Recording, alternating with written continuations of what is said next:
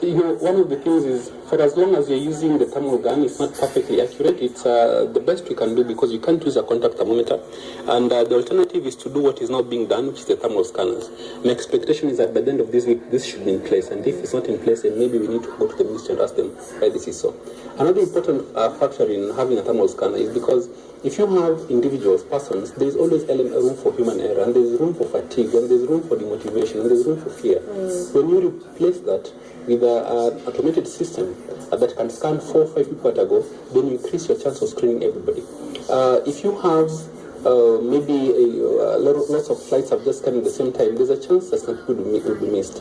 So definitely the thermal scanners are a bit more accurate, they're a bit more reliable, and that's the direction I'm glad the ministry has chosen to go.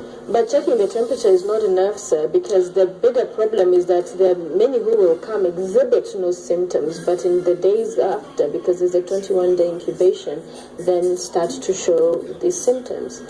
Absolutely, and that's really the government or even the health workers. There's very little they can do, but that now means that we need to really emphasize the training, the case identification, the monitoring. For example, if you look at the case definition of who is a suspected Ebola person, they need to have come from areas that are now currently affected by the virus. So monitoring these people, how they move. For example, the example you gave, our Kenyans are coming back, 14 of them from Liberia. We'll talk about that shortly. It would be very, very critical that how do we deal with this? We know they have been from that source, so how do we deal with that?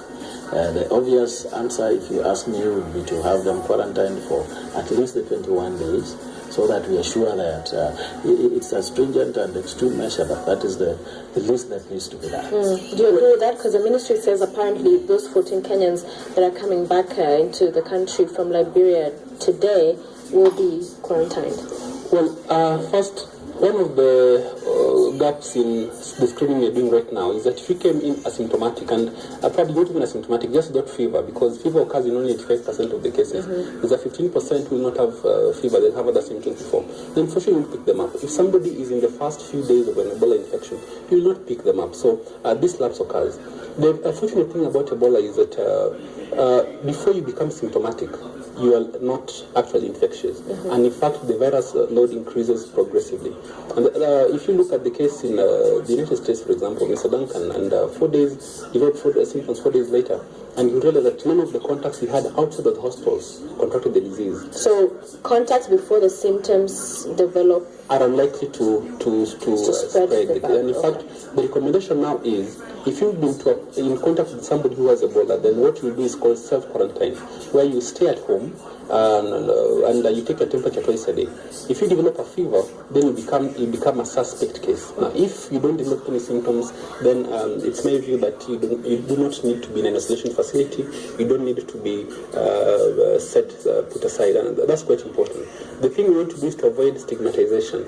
As health workers, you have to be in the front line fighting this disease. It's scary. I mean, for me, I have a small girl, 3.5 years old. But if Ebola to come to this country, it's my responsibility at some point to try and ensure this is mitigated. If it's not mitigated, it comes back around and it's all of us. Yeah. So if I took the initiative to go to Liberia, for example, and learn how to handle this process, then I want to be treated better. Now, it's a difficult balance, but it's important to understand, let's respond appropriately based on fact, not really too much of it. So what do you think of what the Ministry of Health and as well as Foreign Affairs is saying as far as how they plan to handle the Kenyans coming back from Liberia today? Well, my view, I can only say what my expectation is, that all these 14, they will be screened at the port of entry. If they exhibit any symptoms, then they would be treated as suspect cases. If they don't exhibit symptoms, then they'll have to do self-quarantine at the various homes and check. So you'd have them go home still? Absolutely, because if you don't have any symptoms, you're not infectious. I think this is important. And it's a bit but the problem is for some, before even maybe they realize it, it's such a thin line to, leave that room for you, go home, and you develop symptoms, come really fast. Sophia, this is the thing about fear. And I think that's the point. There should be a big distinction between fear and information. The information part of it is this. If you don't have symptoms, you're not infectious. And therefore, if you have health workers who are checking their temperatures twice a day, morning and evening, you check your temperature, and you don't have a fever, you don't feel fatigued, you don't have all these symptoms, then for sure it's unlikely you're going to infect anybody.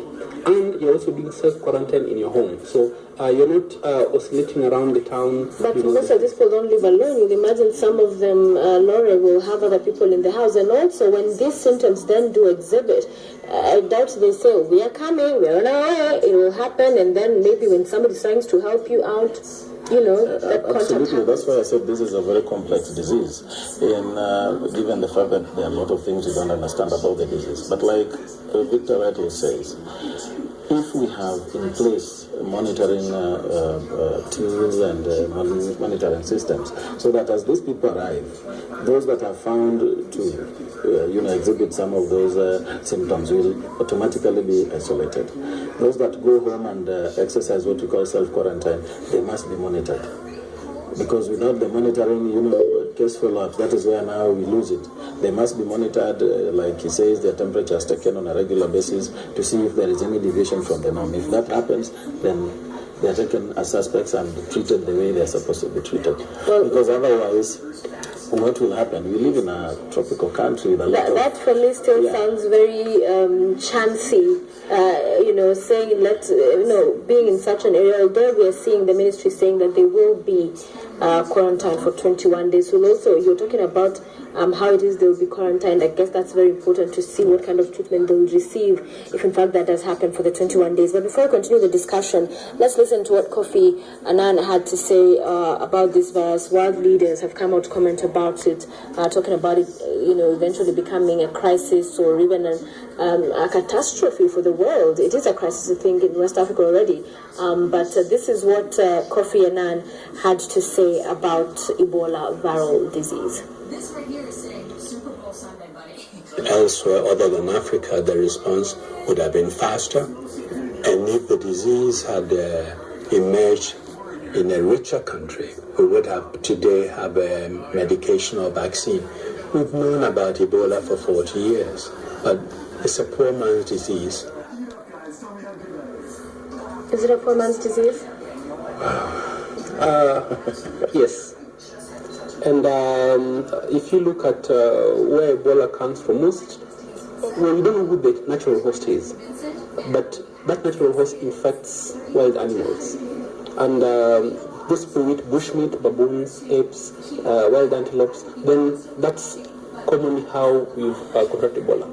But as Kofi Annan rightly says, Ebola is not new. It has been there since 1965. We had outbreaks in 1976. We've had all these outbreaks progressively over a number of years. And it's only in 2014 that we're now seeing a big push towards the vaccine, big push towards trying to get treatment. And yes, in that regard, he may have a point that if it had happened, if he'd been having these outbreaks in other countries, then maybe we could see a different outcome. However, I have to mention that there have been cases, the rest on Ebola virus, for example, was found in America a couple of years ago, and also sometime in Germany. Now, there's another angle to this as well. One of the things that is also for us Africans is we are highly dependent on other people. We, for example, have neglected our healthcare systems, and when catastrophe lands upon us, then we say, oh, West, help us. We have to learn to build our own systems. The West African Ebola outbreak, a big reason why they went out of hand is because they didn't have proper investment in the healthcare system. Just as much as the same challenge you're having in our own country. We don't see that these catastrophes can happen. It's mandatory that each and every Kenyan actually considers healthcare as an important component and makes the right investment towards it. Okay. I may have to add something. If you look at the case of the two American missionaries who survived, the suggestion was that they survived because of the medicine. But it's possible that the quality of healthcare they received is dramatically different from what is being given to our colleagues in West Africa. But what about the one who died? Was he not given the same? Would that be your argument as well? Well, in disease, you talk about mortality rates. In West Africa, we are seeing anywhere between 50 and 90% mortality.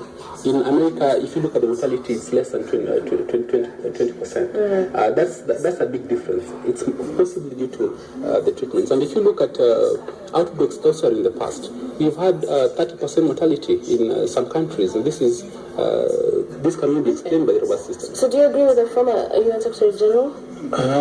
For me, it's a yes and no. Yes, because this disease has really been concentrated in poor countries. maybe because of the natural history where the virus resides, as the past scientific research shows, relating it to the African countries mostly.